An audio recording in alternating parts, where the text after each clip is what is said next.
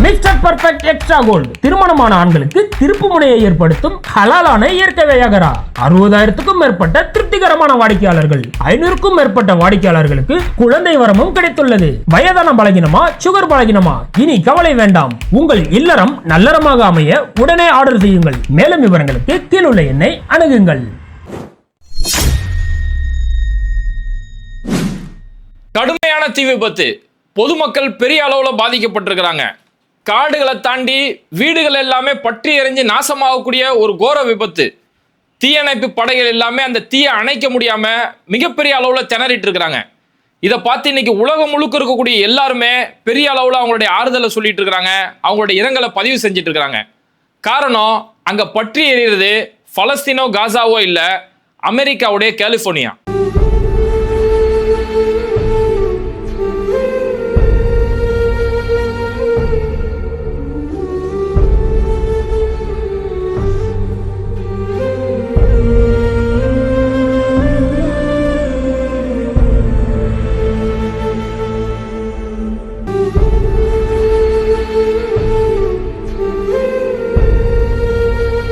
அமெரிக்காவுடைய முக்கியமான மாகாணமா இருக்கக்கூடிய கலிபோர்னியா, இது முழுக்கவே காடுகள் சூழ்ந்த ஒரு பகுதி.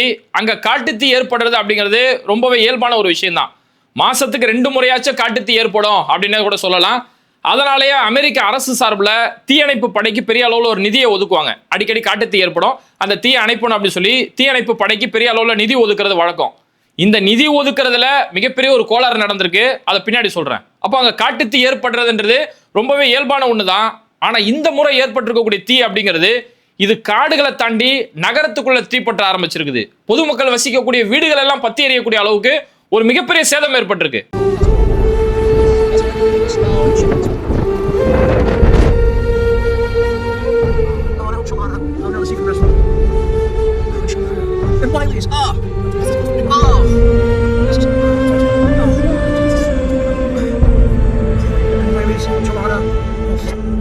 இவ்வளவு பெரிய பாதிப்பு ஏற்பட காரணம் என்னன்னா, அங்க வீசக்கூடிய காற்று தான். மணிக்கு 90 கிலோமீட்டர் வேகத்துல காற்று, மணிக்கு 100 கிலோமீட்டர் வேகத்துல அங்க காற்று வீசுறதால தீ அப்படியே டக்கு டக்கு டக்குன்னு அடுத்த இடங்கள்ல தீ பரவ ஆரம்பிக்குது. அந்த காற்றாலேயே அடுத்தடுத்த மரங்களுக்கு அப்படியே தீ பத்திக்கிட்டு அதுதான் இன்னைக்கு நகரம் முழுக்க தீயா எரியக்கூடிய ஒரு நிலைமை ஏற்பட்டிருக்கு.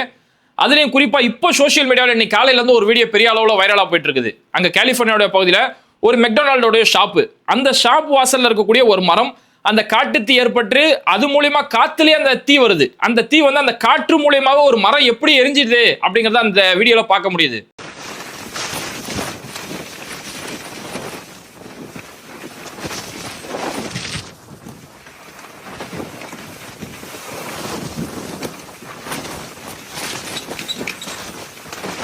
இவ்வளவு வேகமா தீ பத்தி எரியறதால தான் இன்னைக்கு அந்த தீயோட பாதிப்பு லாஸ் ஏஞ்சல்ஸ் வரைக்கும் அதோட பாதிப்பு பெரிய அளவுல ஏற்பட்டிருக்கு. லாஸ் ஏஞ்சல்ஸ் பார்த்தோம்னா பெரிய ஒரு சேதம். அங்க இருக்கக்கூடிய வீடுகள் எல்லாம் அப்படியே இன்னைக்கு வெறும் எலும்பு கூடுகளா நிக்குது. அந்த அளவுக்கு வீடுகள் எரிஞ்சு நாசமா போயிருக்குது. அங்க இருக்கக்கூடிய ஹாஸ்பிட்டல்ஸ், வணிக வளாகங்கள், அலுவலகங்கள் சொல்லி எல்லாமே தீப்பத்தி எரியக்கூடிய ஒரு காட்சிகள். அந்த ஒட்டுமொத்த நகரமே அப்படியே ஒரு தீ எரிஞ்சு ஒரு நரகம் மாதிரி தான் நரகம் மாறி போயிருக்கு அப்படின்னு சொல்ற அளவுக்கு ஒரு கடுமையான ஒரு பாதிப்பு. அதனாலேயே இப்ப அங்க இருக்கக்கூடிய பொதுமக்கள் எல்லாரையுமே அவங்கள மீட்கப்பட்டு பாதுகாப்பான இடங்களுக்கு கூப்பிட்டு போயிட்டு இருக்காங்க. பல பேரை முகாம்களை தங்க வச்சு அவங்களுக்கான தேவைகளை செஞ்சுட்டு இருக்காங்க. இப்போ அங்கிருந்து வரக்கூடிய ஒரு வீடியோல ஒரு முக்கியமான வீடியோ என்னன்னு பார்த்தோம்னா, ஒரு ஏரியாவில் நல்லா சுத்தி அந்த வீடு முழுக்க சுத்தி தீ பத்திக்கிட்டு எரியுது. உள்ள இருக்கவங்களால வெளியில போக முடியல, வெளியில இருக்க யாருமே அவங்கள வந்து காப்பாற்ற முடியல. அங்க உள்ள இருக்கக்கூடிய ஒரு வீடியோ பதிவாயிருக்குது. அப்போ ஒரே ஒரு நபர் தனியா இருக்கிறாரு, அவர் கூட ஒரே ஒரு நாய் இருக்குது. அவர் அந்த உள்ள மாட்டிக்கிட்டதுனால கொழுந்து விட்டு தீ எரியுது. அப்போ மாட்டிக்கிட்டோம் அந்த நாய்க்கு ஒரு ஆறுதல் சொல்லக்கூடிய ஒரு வீடியோ. வெளியில சுத்தி தீ எறியும் போது அந்த நாய்க்கு ஒரு ஆறுதல் சொல்றாரு. இந்த வீடியோ தான் இன்னைக்கு பெரிய அளவுல ஒரு பெரிய இரங்கலுக்குரிய ஒரு வீடியோவா மாறி இருக்கு.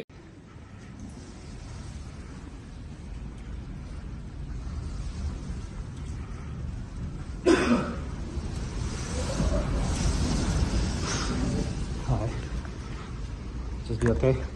You're gonna be okay. Hi. You're gonna be okay. Oh shit. Don't worry about that, dude.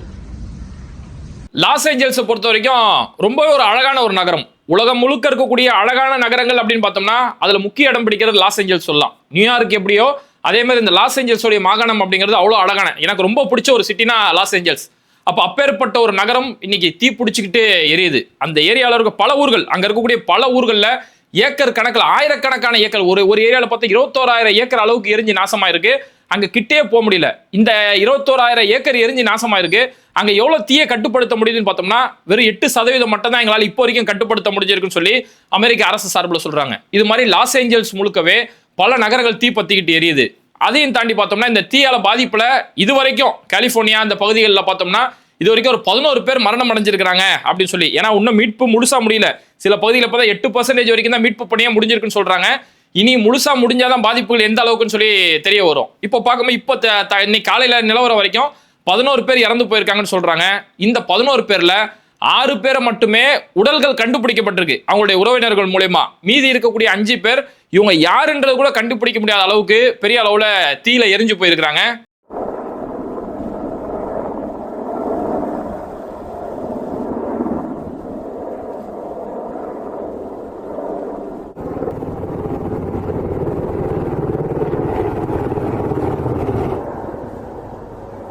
குறிப்பா லாஸ் ஏஞ்சல்ஸ்ல மட்டுமே அங்க கிட்டத்தட்ட ஒரு 12,000 கட்டமைப்புகள் எரிஞ்சு நாசமா போயிருக்குன்னு சொல்றாங்க. அங்க இருக்கக்கூடிய ஹாஸ்பிட்டல்ஸ், பொதுமக்களுடைய வீடுகள், அவங்களுடைய வணிக வளாகங்கள் சொல்லி 12,000 கட்டடங்கள் ஒட்டுமொத்தமா அங்க சதைஞ்சு போயிருக்கு அப்படின்ற செய்திகள் வருது. இப்போ வரைக்குமே பல நகரங்கள்ல கரண்ட் ஒட்டுமொத்தமா துண்டிக்கப்பட்டிருக்கு. மக்கள் மீட்கப்பட்டு வேற இடங்களுக்கு கொண்டு போனாலுமே கரண்ட் இல்ல அப்படின்ற ஒரு பிரச்சனை பெரிய அளவுல அந்த மக்கள் சந்திச்சுக்கிட்டு இருக்காங்க. இப்போ இன்னொரு வீடியோவுமே வைரலா இருக்கிறத பார்க்க முடியுது. ஒரு 2 வீடியோ. இதுக்கு இந்த ஒரு வாரமா தீ பத்திக்கிட்டு எரியுது. இந்த ஒரு வாரத்துக்கு முன்னாடி அந்த லாஸ் ஏஞ்சல்ஸ்ல தீப்பிடிச்ச இடம், அந்த நகரங்கள் எப்படி இருந்தது, இன்னைக்கு அந்த நகரங்கள் எப்படி இருக்கு அப்படின்னு சொல்லி இதை கம்பேர் பண்ணக்கூடிய ஒரு வீடியோ இதுவுமே இன்னைக்கு பெரிய அளவுல வைரலா இருக்கு. Okay, I guess let's park along this street, yeah? And then Dave, if you can just go ahead of us and try to set up a signal. Right here. This is where it's got to be.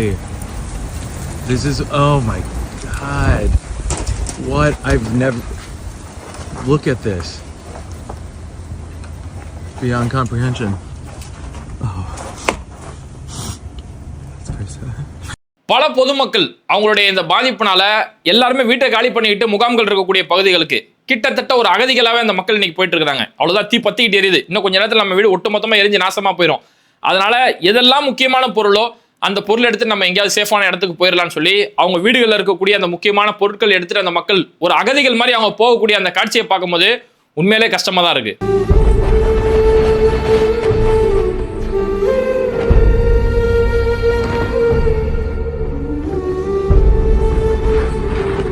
இப்போ இந்த தீ விபத்து நிகழ்வால அமெரிக்காவை நோக்கி உலகம் முழுக்க பல்வேறுபட்ட கேள்விகளை எழுறத பார்க்க முடியுது.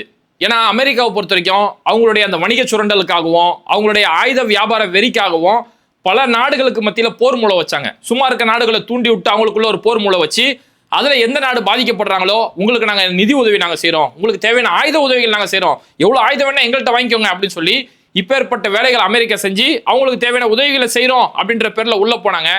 ஆனா இன்னைக்கு அமெரிக்கா தன்னோட சொந்த நாட்டை கவனிக்காம விட்டுட்டாங்க அப்படிங்கறதா இங்க கலை யதார்த்தம். ஏன்னா அமெரிக்காவுடைய அரசு சார்பில் ஒவ்வொரு வருஷமும் இந்த கலிபோர்னியா, லாஸ் ஏஞ்சல்ஸ் மாதிரியான பகுதிகளுக்கு தீயணைப்பு படைக்கு பெரிய அளவில் நிதி ஒதுக்குறது வழக்கம். ஆனா கடந்த சில வருடங்களாவே தீயணைப்பு படைக்கு போதுமான அளவுக்கு நிதி வழங்கப்படல. வழக்கமா வழங்கக்கூடிய நிதியை விட ரொம்பவே குறைவான அளவு தான் நிதி வழங்கப்பட்டிருக்கு அப்படின்னு சொல்லி பெரிய அளவில் இன்னைக்கு ஒரு குற்றச்சாட்டு அமெரிக்க அரசு மேல எழுந்திருக்குது. அது இல்லாம தீயணைப்பு உபகரணங்கள், ஏன்னா இப்போ லாஸ் ஏஞ்சல்ஸ், கலிபோர்னியா மாதிரியான பகுதிகளில் காடுகளுக்குள்ளேயே அந்த ஹைட்ரன்ஸ் இருக்கும். தீ ஏற்பட்டுட்டா உடனே அந்த தீ ஆட்டோமேட்டிக்கா அணைக்கிற மாதிரி. ஏன்னா அங்கே தீ ரெகுலரா எரியுது இல்லையா, அதனால அதை அணைக்கிறதுக்காக அங்கே கருவிகள் இருக்கும். அந்த கருவிகளும் பல கருவிகள் பழுதடைஞ்சு போயிருக்கு. இன்னைக்கு இந்த கார்டியன் உட்பட பல செய்தி நிறுவனங்கள் வெளியிட்ட செய்தி என்னன்னா இந்த ஹைட்ரன்ஸ் பெரிய அளவில் ஃபெயிலியரா இருக்குது. இந்த தீயணைப்பு கருவிகளுக்கு போதுமான அளவுக்கு அங்கே நீர் ஒதுக்கப்படல, நீர் பெரிய அளவில் பற்றாக்குறை இருக்கு. அப்ப எந்த ஒரு போதுமான ஏற்பாடு செய்யல. தீயணைப்பு படையில இருக்கக்கூடிய ஊழியர்கள் அவங்களுமே போதுமான அளவுக்கு இங்க ஊழியர்கள் இல்ல அப்படின்ற ஒரு குற்றச்சாட்டு. சமீபத்தில் உக்ரைனுக்கு இங்க எங்களோட தீயணைப்பு வீரர்கள் நாங்கள் அனுப்பி வைக்கிறோம்னு சொல்லி உக்ரைனுக்குலாம் அனுப்பி வச்சாங்க. உங்க நாட்டில் இன்னைக்கு தீயணைப்பு வீரர்கள் பெரிய அளவில் ஒரு பற்றாக்குறை. அதோட இன்னைக்கு என்ன செஞ்சிருக்காங்கன்னா ஓய்வு பெற்ற தீயணைப்பு படை வீரர்கள் அவங்களெல்லாம் நீங்க திரும்ப வேலைக்கு வரணும் அப்படின்னு சொல்லி ஓய்வு பெற்றவங்களெல்லாம் வேலைக்கு வர வச்சு அவங்கள வச்சு தீயை கட்டுக்குள்ள கொண்டு வர வேலை செய்யறாங்க. அப்போ அந்த தீயணைப்புக்கு தேவையான நிதி ஒதுக்கப்படல, அங்க தேவையான பாதுகாப்பு உபகரணங்கள் செய்யப்படல, நீர் ஏற்பாடு அங்க சரியா செய்யப்படல, ஊழியர்களுக்கான ஏற்பாடு செய்யல. இது எதையுமே பார்க்காம நான் இஸ்ரேலுக்கு தேவையான உதவிகளை செய்யறேன், யுக்ரைனுக்கு தேவையான உதவிகள் செய்யறேன்னு சொல்லி சும்மா இருக்கவங்களை தூண்டி விட்டாங்க, ஒரு பெரிய போர் மூளை வச்சாங்க இல்லையா. அதனாலதான் மற்ற நாடுகள் மேல அமெரிக்கா எப்போ ஒரு போரை தூண்டி விட்டு பல மக்களோட பாதிப்பை ஏற்படுத்தினாங்களோ இன்னைக்கு அவங்களுடைய நாட்டில் மிகப்பெரிய ஒரு பாதிப்பு ஏற்பட்டு அந்த பாதிப்பை கட்டுப்படுத்த முடியாம அமெரிக்க அரசு திணறி போயிருக்குது. இதனால இன்னைக்கு உலகம் முழுக்க இருக்கக்கூடிய பல மக்கள் அமெரிக்க அரசை பார்த்து காரி துப்பிட்டு இருக்கிறாங்க.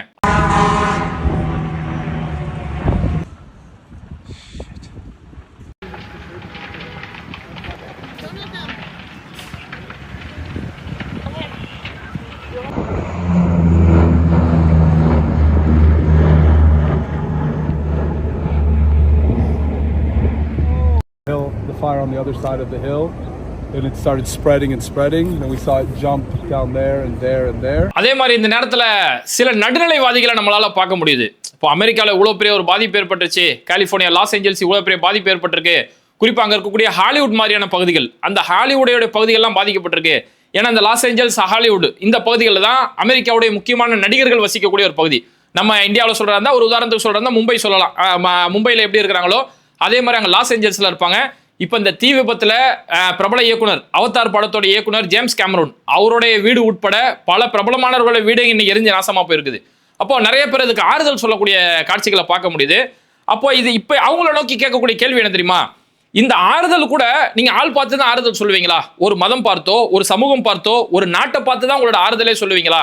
அமெரிக்கா மிகப்பெரிய ஒரு வல்லரசு நாடு. அந்த வல்லரசு நாடு பாதிக்கப்பட்டுருச்சு, ஒரு 2 நாளா தீ விபத்து, ஒரு வாரமா தீ விபத்துன்னு இவ்வளோ ஆறுதல் சொல்லி அதுக்காக வாட்ஸ்அப் ஸ்டேட்டஸ் வைக்கக்கூடிய அளவுக்கு இவ்வளோ ஆறுதல் இரங்கல் சொல்றீங்களே, நீங்களாம் காசா பாதிக்கப்படும் போது எங்க போனீங்க அப்படிங்கிற கேள்வி இன்னைக்கு மக்கள் மத்தியில் மிகப்பெரிய ஒரு கேள்வி எழுந்திருக்குது. ஏன்னா இந்த கம்பாரிசன் போட்டோ ஒன்று பார்க்க முடிஞ்சது. இன்னைக்கு அமெரிக்கா லாஸ் ஏஞ்சல்ஸோடைய பல பகுதிகள் ஒரு ட்ரோன் ஷாட் மூலமா ஒரு போட்டோ பார்க்க முடியுது. தீ எரிஞ்சிருக்கிறதால அங்க இருக்கக்கூடிய வீடுகள் காடுகள் எல்லாம் அப்படியே எரிஞ்சு சாம்பலா இருக்கக்கூடிய ஒரு போட்டோ பார்க்க முடியுது.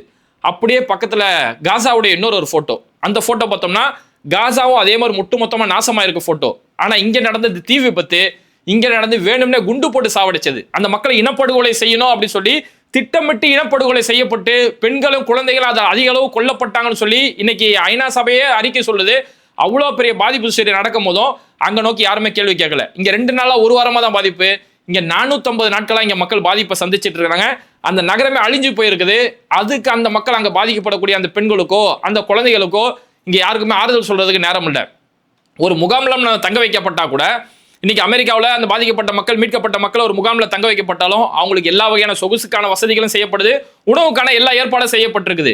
ஆனால் காசாவில் பார்த்தோம்னா முகாம்களே ரொம்ப மோசமான நிலைமையில தான் இருக்குது. அந்த முகாமில் ஒரு 1000 பேர் தங்க வைக்கப்பட்டிருக்காங்கன்னா அங்கே தேவைகள் எவ்வளோனா 100 பேருக்கான தேவைகள் தான் அங்கே நிறைவேற்றி செய்ய முடியும். 100 பேருக்கான தேவையை வச்சு தான் 1000 பேர் அவங்களோட தேவைகள் அங்கே நிறைவேற்றிக்கணும். அவ்வளோ ஒரு இக்கட்டான நிலைமையில அந்த முகாமில் இருக்கிறாங்க. அந்த முகாமில் அவங்க இருந்து சரி எனக்கு பசிக்குது, வயிற்றுக்கு சோறு கிடைக்கல, 3 வேளை சாப்பாடு கூட கிடைக்கல, 3 வேளைக்கு ஒரு வேளை சாப்பிட்றதே கஷ்டமா இருக்கு, எங்கேயாவது போய் சாப்பாடு போய் வாங்கலாம், சாப்பாடு கொடுக்குற இடத்துக்கு போனாலும் அங்கேயுமே போகக்கூடிய இடங்கள்ல உணவு வாங்கக்கூடிய மக்களை சுட்டு தள்ளக்கூடிய அளவுக்கு தான் அந்த நிலைமைகள் ரொம்ப மோசமா போயிட்டு இருக்கு.